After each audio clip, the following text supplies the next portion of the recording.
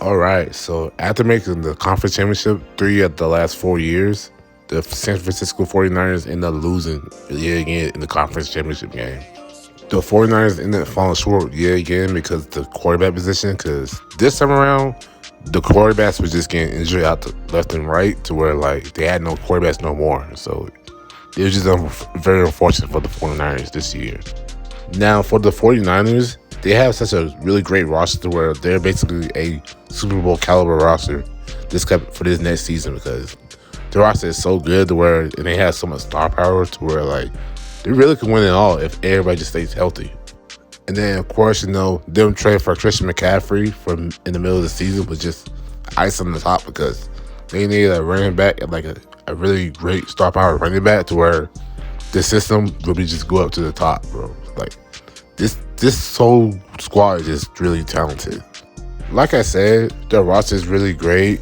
They have a really great coaching staff with Kyle Shanahan as one of the best offensive minds in the league, and then of course John Lynch is a really great GM for what it's worth. But like, so at this point, them making the conference championship game is not even a surprise because they're a Super Bowl contender team, bro. They really are. But what was a surprise was what came after how they made the conference championship game because even I didn't expect this to happen. A freaking rookie QB by the name of Brock Purdy led his team to the conference championship game. Dude was Mr. Irrelevant, to which he was the last pick in the draft, and he did a really great job at leading this team because, like, I didn't think like he was gonna be this good from a last pick overall.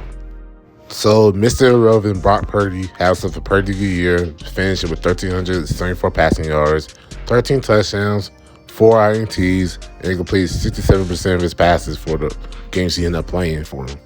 All in all, a really great stretch for a QB that was picked late in the draft. Nonetheless, a rookie QB at that too, because like he had poise, man. He was great in the pocket. He didn't turn the ball over. To which in Kyle Shanahan's offense, you don't want to turn the ball over and the offense to be really good. But the thing is, though, when it comes to his story as it is a very, very similar story to someone that we all know and love, and we actually know how great he is as a QB. Specifically, what did you see out of Brock today from your point of view, and what advice, if any, would you have for a guy like that, drafted so late, thrust into the starting role? He played really well. He threw a lot of good balls, hung in there in the blitz, and they did a good job. They did a really good job. Good job running it. Good job throwing it. They played really well. Now, obviously, I'm not saying he's going to be the next Tom Brady because that's just ridiculous to say at this point because Tom Brady's the most accomplished player I ever seen. But think about how Tom Brady's career started. He ended up replacing Drew Bledsoe, to which he ended up getting hurt in this game, and he came in. His very first start was against a really good Indianapolis Colts team that had Peyton Manning at the helm, and his team was just really good. Tom Brady, of course, didn't like put up gaudy numbers because he really was just caring about the running game, but still, like, his team was that good to where they ended up blowing out the Indianapolis Colts by a big margin. To me, this game is very symbolic because Tom Brady in his very first start of his career ended up blowing out a really good team to where in Brock Purdy's very first game in his career, guess what he did? His team destroyed Tom Brady and the Tampa Bay Buccaneers by a big margin in Brock Purdy's first start of his NFL career. And that's very symbolic in my opinion. What's also very symbolic is the fact that, like, yeah, I know Tom Brady was locked out by the Tuck rule and stuff like that, but both these players made the conference championship game in their first year as starters, which is really great if you ask me. And yes, Tom Brady won a Super Bowl in his very first year as a starter, but like, that's a good amount of people that was picking the 49ers to actually make the Super Bowl because like how great of a roster that the 49ers are. And of course, Brock Purdy not turning the ball over too. Shoot, even though Brock Purdy didn't make the Pro Bowl team, not like Tom Brady did in his first year starting, Brock Purdy is in the running for Offensive Rookie of the Year. He only started like 7 games of the season too. And Brock Purdy was just the talk of the NFL for most of the season because, like, we never seen a late round rookie QB just able to like have that poise and that will to actually like help his team, guide his team to a conference championship game like he did this year. Now, unfortunately, Brock Purdy did tear his UCL in his throwing arm, so he probably be out for like maybe 6 months, maybe. Point is, he's not going to be there for training camp for sure because that's his throwing arm. And he probably won't be able to throw for a good amount of time. But what Brock Purdy did do for himself was the fact that like he earned himself a shot at being the starter for the next season, if it comes to that. But there's a big problem when it comes to this though. And y'all can see it as either a good thing or a bad thing, but the point is, it's a big dilemma that the 49ers end up accidentally having.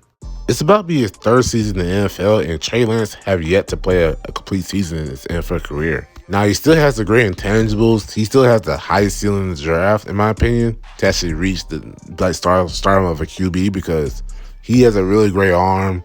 Dude can run like crazy, and like he's just very athletic, and he's really good for what he is. But we go back to the old cliche of the best ability is availability, and Trey Lance hasn't been available for him for the past few years already. And Brock Purdy, he's just been really good too in this absence. And side note, I know Brock Purdy replaced Jimmy G to actually become the starter, but like Trey Lance did get injured in week 2, just like Drew Bledsoe did. Just a random thought, just like, put in perspective of what I'm trying to say. We know the 49ers give up a lot to get Trey Lance, but like the fact that they even found they brought Purdy late in the draft like this and Trey Lance hasn't been available puts them in a really big predicament because like they could actually potentially trade Trey Lance if they want to.